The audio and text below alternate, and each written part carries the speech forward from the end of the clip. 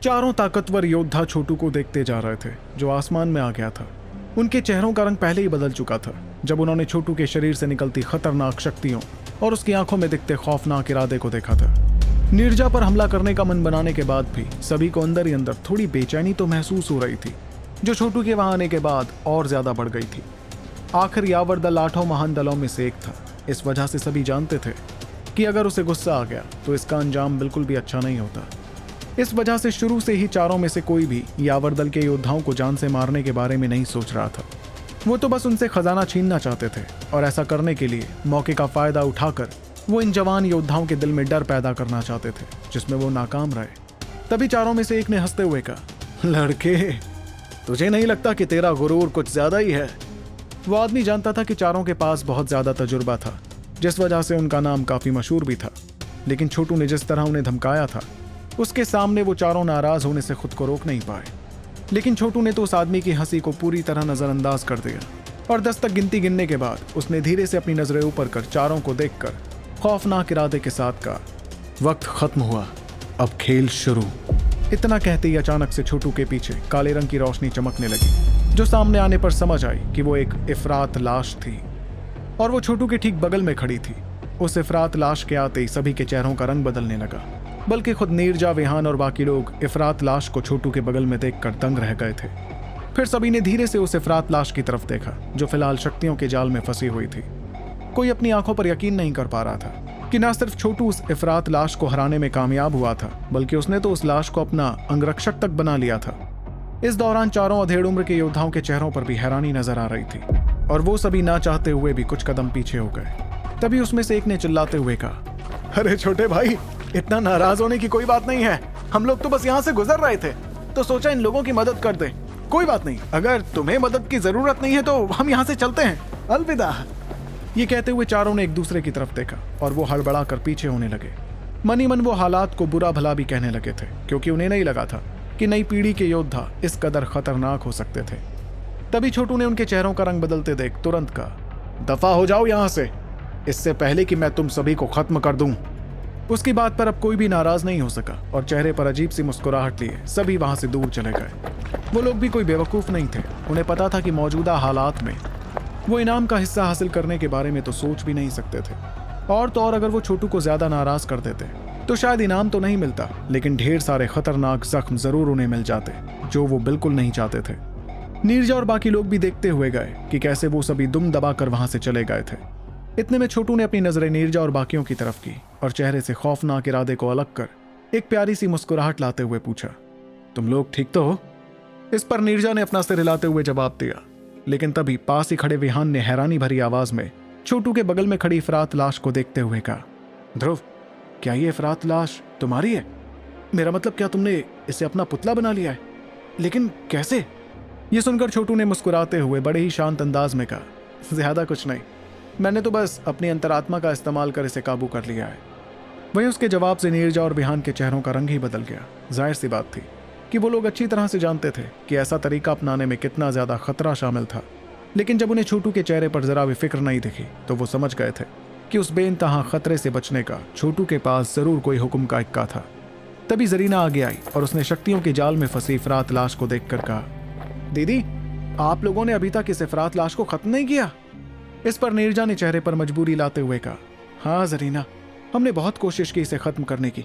ऐसा करने के लिए हमने बहुत से ताकतवर हमले भी इस्तेमाल किए, लेकिन इस इफरात लाश का बचाव कुछ ज्यादा ही ताकतवर है, इसलिए आखिर में हम इसे कैद कर पाए, मगर खत्म नहीं कर पाए। नीरजा के इतना कहते ही छोटू आगे आया और उसने मुस्कुरा कर कहा, इस तकनीक का इस्तेमाल करना बंद कर दो, मैं इस इफरात लाश से निपटता हूँ। अब जो कि उसे तजुर्बा हो चुका था एक इफरात लाश को हराने का, इसलिए छोटू दूसरे से निपटने में भी नहीं घबरा रहा था। आखिर उसे इफरात लाशों की कमजोरी का पता जो चल गया था।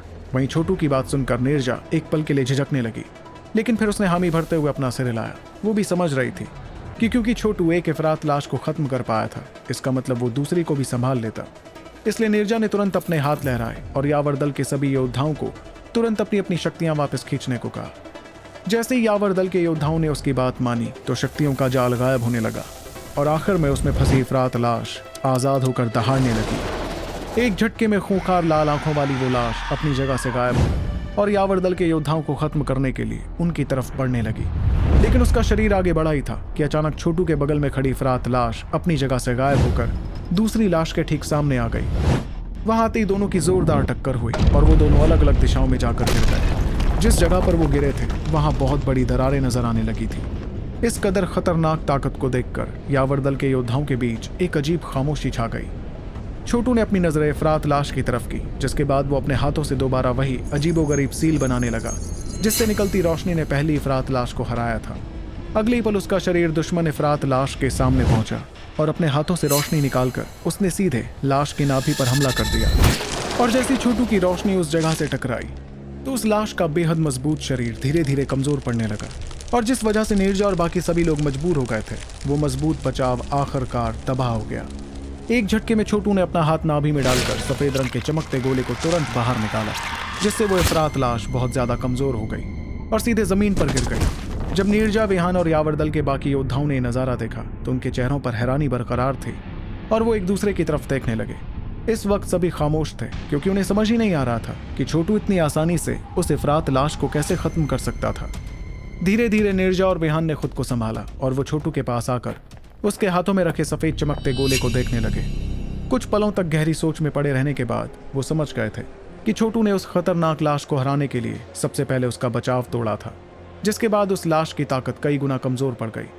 वहीं छोटू ने उस सफेद रंग के गोले को नीरजा की तरफ फेंकते हुए कहा, नीरजा और विहान भाई, आप दोनों ही 9वें पड़ाव के चरम के निर्वाण हैं। इन परमजीव शक्ति बीजों का सबसे ज्यादा फायदा आप दोनों को ही होगा। ऐसा कहकर उसने अपने पास से वो शक्ति बीज बाहर निकाला जो उसे पहली इफरात लाश से मिला था। फिर उसने उस चमकते गोले को विहान की तरफ फेंक दिया। भले ही वो खुद बेस शक्ति बीज का इस्तेमाल कर सकता था, लेकिन छोटू के लिए वो जितना फायदेमंद नहीं होता, उससे ज्यादा वो परमजीव शक्ति बीज नीरजा और विहान के लिए फायदेमंद होता। अगर उनकी किस्मत वाकई बहुत अच्छी होती तो शायद वो परमजीव भी बन सकते थे। इस तरह उनकी शक्तियां बहुत ज्यादा बढ़ जाती और तब मीरांश दल के योद्धाओं से टकराने में यावर दल को बहुत मदद मिल जाती। इतने में नीरजा और विहान ने वो परमजीव शक्ति बीज हासिल किए और एक पल हैरान और थोड़ा झिझकने के बाद उन्होंने कहा, लेकिन सबसे बड़ा हाथ तो तुम्हारा ही है इस इफरात लाश की मुश्किल को खत्म करने में। ऐसे में हम ये इनाम कैसे ले सकते हैं? इतने में छोटू ने दूसरी इफरात लाश को उठाकर अपने पास रख लिया ताकि कभी पहली लाश खत्म हो जाए तो उसके पास एक और ताकतवर इफरात लाश रहे। फिर दोनों की तरफ इशारा करते हुए छोटू ने कहा, इन्हें हराने का अच्छा खासा इनाम तो मुझे मिल ही चुका है। इतने ताकतवर अंगरक्षक तो मैंने कभी सोचे भी नहीं थे कि मेरे साथ होंगे। वैसे नीरजा, मैं आपसे कुछ कहना चाहता था। दरअसल आप लोगों को याद होगा कि कुछ दिनों पहले मैंने शैतान नगर से एक कढ़ाई खरीदी थी। जब मैंने उसका इस्तेमाल करने की कोशिश की तब मुझे पता चला कि असल में वो एक प्राचीन नक्शा है, और क्योंकि आप लोगों को इस शैतानी इलाके का अंदाजा मुझसे बेहतर है, इसलिए क्या आप मुझे बता सकते हैं कि आखिर ये नक्शा किस जगह की ओर इशारा कर रहा है?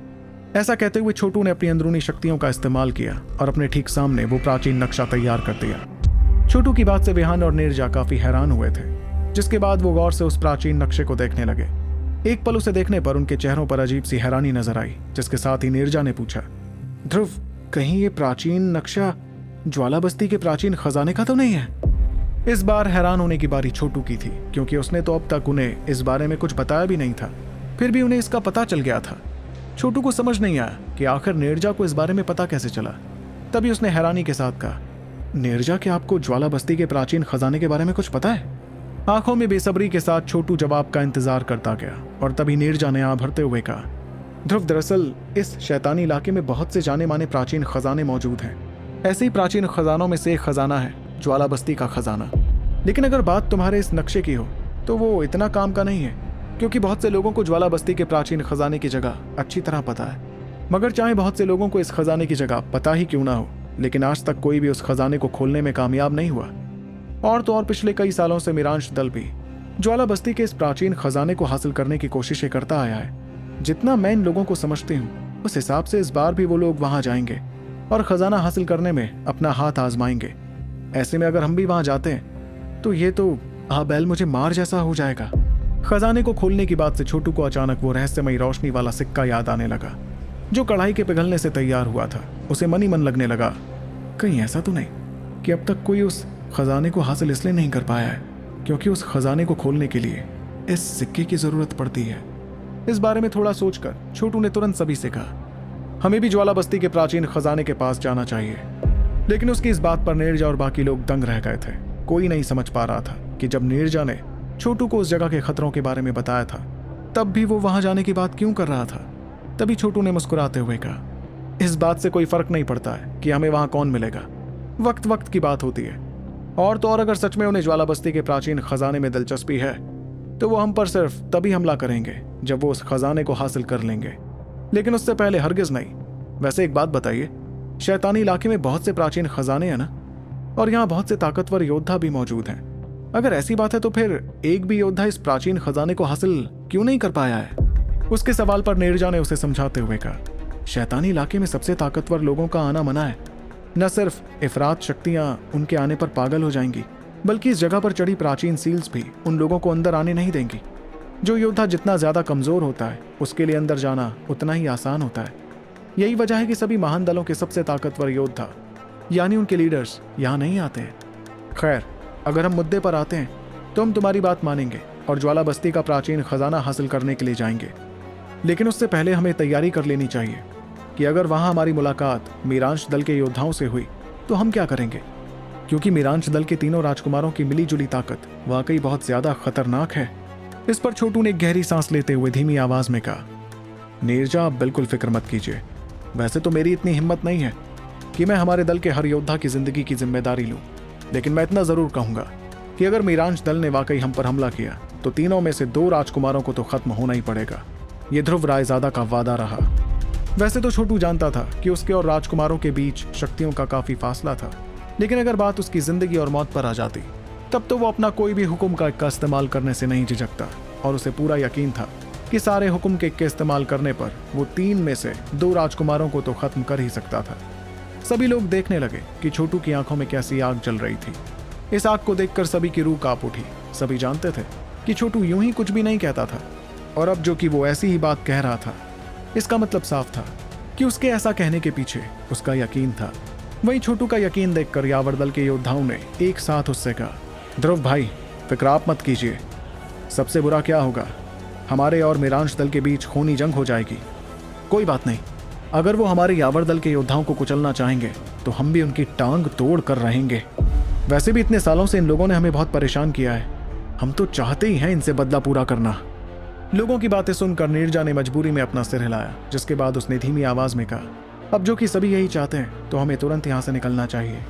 अगर मेरा मानना गलत नहीं है तो मीरांश दल के योद्धा हड़बड़ाते हुए ज्वाला बस्ती के प्राचीन खजाने की तरफ ही बढ़ रहे होंगे, इसलिए बेहतर यही होगा कि हम भी जल्द से जल्द वहां पहुंच जाएं। इस पर सभी लोगों ने अपना अपना सिर हिलाते हुए हामी भरी और किसी ने भी वक्त जाया नहीं किया। नीरजा भी तुरंत परछाई में बदलकर वहां से जाने लगी, जिसे देखकर छोटू, विहान, जरीना और यावर दल के बाकी योद्धा भी उसके पीछे जाने लगे। आखिर में वो सभी चमकती रोशनियों में बदलकर गहरे हिस्सों की तरफ बढ़ते चले गए। तो क्या होगा जब छोटू और उसके साथी पहुंचेंगे ज्वाला बस्ती का प्राचीन खजाना हासिल करने, और क्या यावर दल के योद्धा मिलकर मीरांश दल के योद्धाओं को संभाल पाएंगे? क्या इस बार कोई हासिल कर पाएगा ये प्राचीन खजाना? आपको क्या लगता है? मुझे कमेंट करके जरूर बताएं। और आगे की कहानी जानने के लिए सुनते रहिए the one and only RJ Rivansh के साथ सुपर योद्धा, सिर्फ आपके अपने पॉकेट एफएम पर।